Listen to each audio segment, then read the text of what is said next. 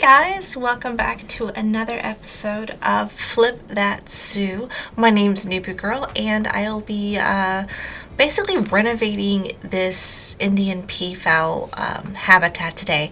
So last time we did a lot in the way of maintenance of the zoo and working with the zoo, and as you can see here, we did get our funds up to 20k just by doing some basic bug transmissions, so to speak. So I'm just really quickly going to change this to where it's smaller, probably like half the size of what it is now. When I first started building zoos, they were, all the habitats were ginormous. They were like 2 or 3 times the size of what we needed for the animals that were in there, which makes them harder to view by the customers coming in. And basically it also is going to allow me a space right over there where I'm going to put some sort of water creature. I'm not sure if it's going to be crocodiles or gharials, alligators. I'm not sure yet. We'll get there.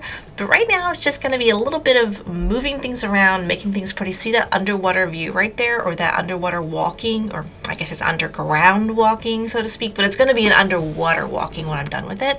So I'm just going to move everything over to where it'll be accessible to the above ground, and that's where it's going to get tricky. I may even have to amend this some more, but we'll see how it looks toward the end, and it might get scooched over a bit more to go with that walking path, but that shouldn't be that hard to do. I'm very excited about this change. I've been thinking about it for a couple of weeks now, of what I wanted to do, because it just didn't feel like it was in the right place or quite what I wanted when I was putting together that little courtyard over there to the south of this habitat.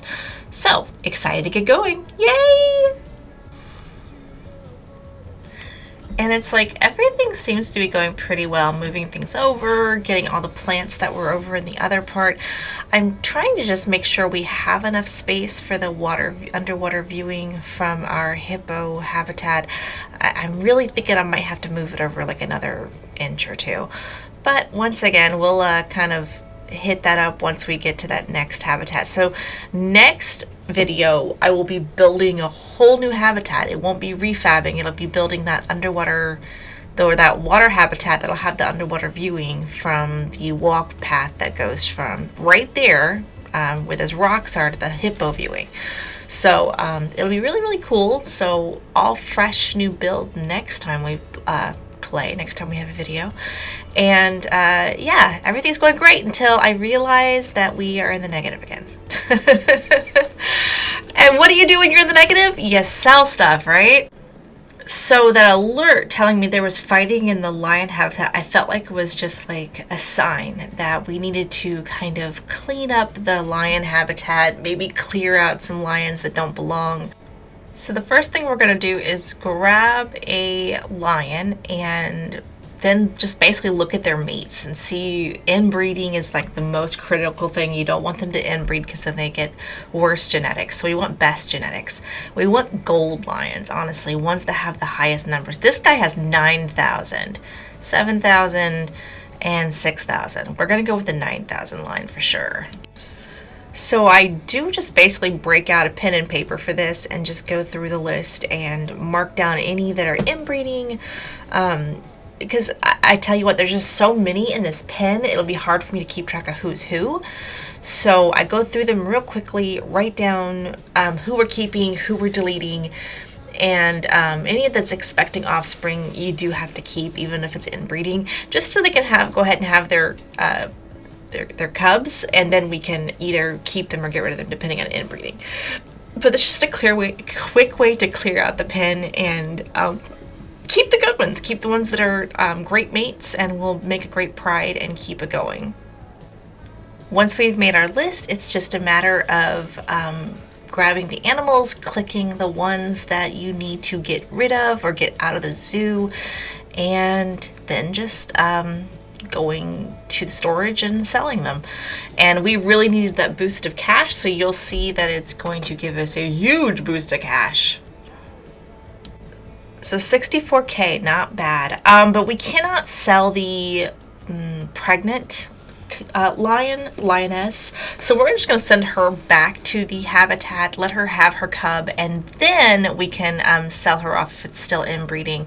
But that leaves us with some really good mates still in our habitat that we should have some really good quality cubs come from, and hopefully it'll just start boosting our numbers. I mean, a 9,000 lion, male lion, is really good. And now we head back to our Indian Peafowl just to be sure that changes we made, they have the correct terrain and the correct needs. As you can see, they still have more than enough room, so I could make this even smaller if I wanted to. I'm not sure how it's going to go yet. I won't know, I don't think, until I get to the underwater viewing area. I really had this gut feeling that I'm going to have to move it in about another inch or two, but we'll tackle that bridge when we get to it, I guess you should say. So we're just going to do some basic terrain painting. I'm just kind of painting where you would see more dirt path, more where they have walked and existed, to stay within the parameters of their needs, but also to make it look more realistic. And yeah, that's our end result so far. Then we need to go and clean up the viewing area, basically the nice little where we have the fountain and everything else. So I started out with some basic foliage, kind of near the exit, near the entrances, and kind of where the seating area was, a little tree for shade. And then I realized I did not like this area back here that kind of met the staff.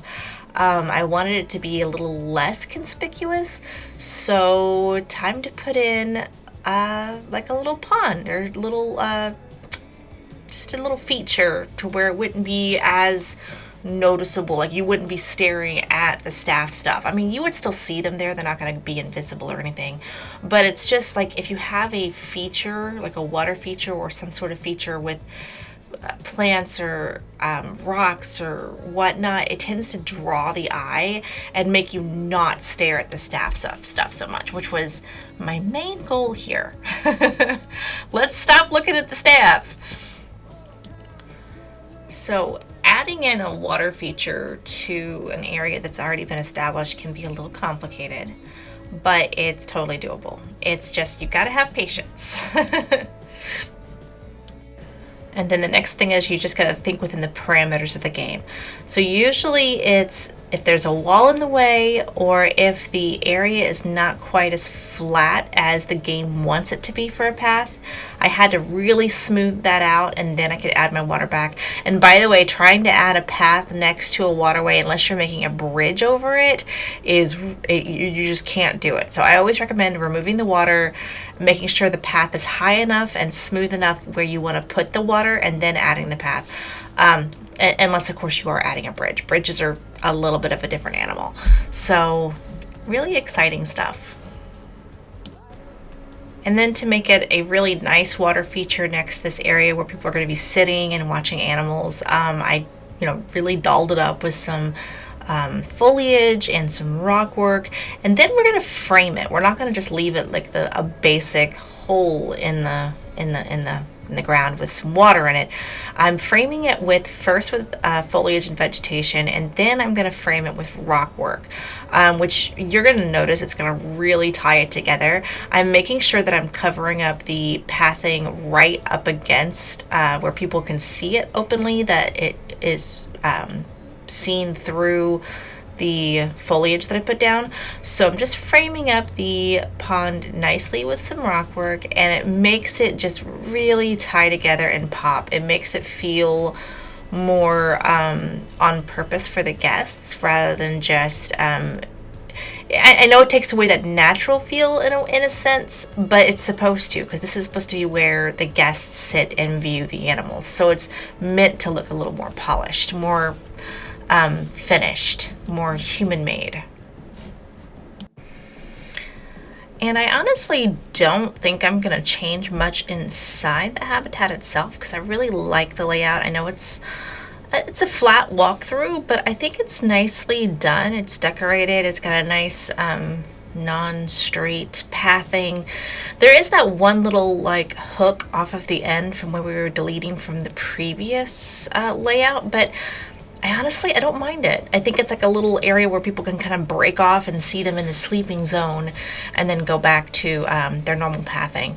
So it's just a matter of kind of making the entrance area a little bit more presentable, more, user friendly, more some shading, and then of course education.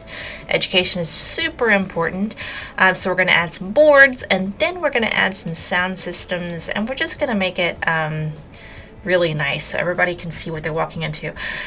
One thing I am thinking about, and I'm not quite sure how I'm going to do it yet, is if people are walking from one habitat into the other, how I'm going to break up that space and announce the other animals. Do I put signs? Do I put something over the top?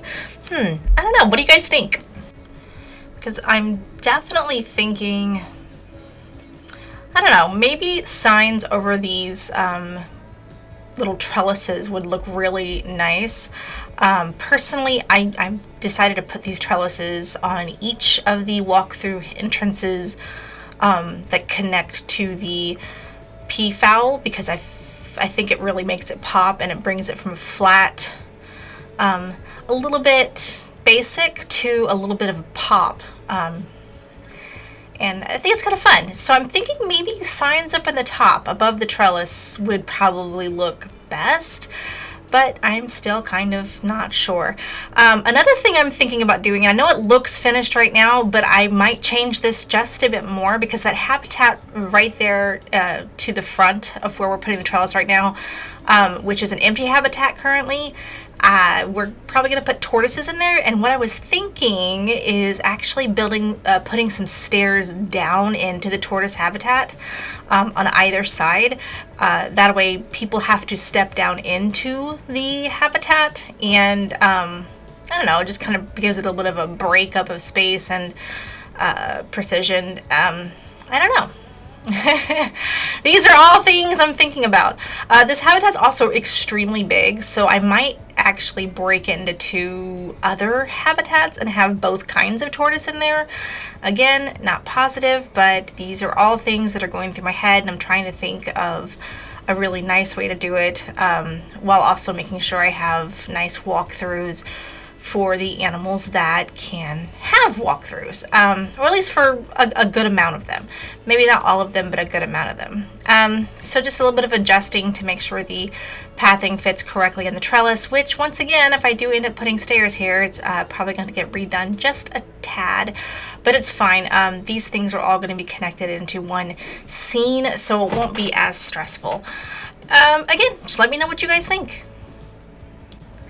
I personally am just super excited to be diving back in and getting back into this zoo and making it a more polished, finished, beautiful product that I'm excited about showing you guys every step of the way. So I hope you guys are enjoying this journey and flipping this zoo from what was a horrible first franchise attempt to what I'm liking better over the things I've learned over the past couple years. And yeah, I hope you guys like it. I hope you guys liked it. Please subscribe. Thank you so much for coming. Ring that bell. All those really cool YouTube things. And I'll catch you guys in the next one.